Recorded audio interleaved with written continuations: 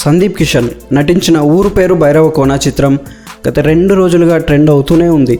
Valentine's day నాడు వేసిన premieres నుంచి మంచి స్పందన వచ్చింది. దీంతో ఈరోజు విడుదల కాగా మంచి బుకింగ్స్ పడ్డాయి. ఈ మూవీకి మంచి ఓపెనింగ్స్ కూడా వచ్చేలా కనిపిస్తుంది. ఓ సినిమాను విడుదల తేదీ కంటే 2 రోజుల ముందే షోలు వేసి ప్రదర్శించడం అంటే మామూలు విషయం కాదు. కంటెంట్ మీద దర్శక నిర్మాతలకు ఎంతో నమ్మకం ఉంటే కానీ అలా చేయలేరు. గుడ్ థ్రిల్స్ అన్ని అంశాలు కలగలిపి తీశారు. సందీప్ కిషన్ అద్భుతంగా నటించేశాడు. అన్ని ఎమోషన్స్ పలికించేశాడు. హీరోయిన్స్ వారి పాత్రల్లో బాగానే నటించారు. విఐ ఆనంద్ ఓ జెమ్.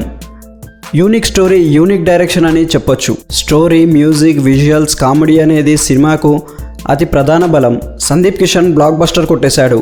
వర్ష బొల్లమ్మ అదిరిపోయిందంతే.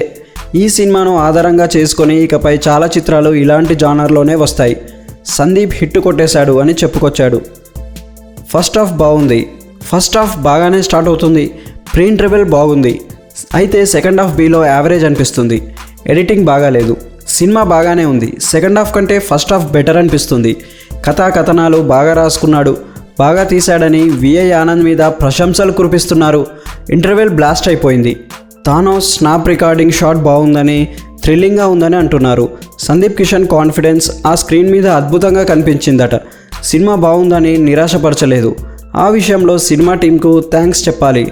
ఫస్ట్ హాఫ్ బాగుంటుంది కానీ సెకండ్ హాఫ్ ఎన్నో సినిమాలను చూసినట్టుగా ఉంది. ఎండ్లో ట్విస్ట్ అదిరిపోయాయి. బ్లాక్ బస్టర్ హిట్ కొట్టేశారని చెప్తున్నారు. కొంతమంది ఏమో ఒక్కసారి మాత్రం ఖచ్చితంగా చూసి థ్రిల్ ఫీల్ అవ్వచ్చు అంటున్నారు.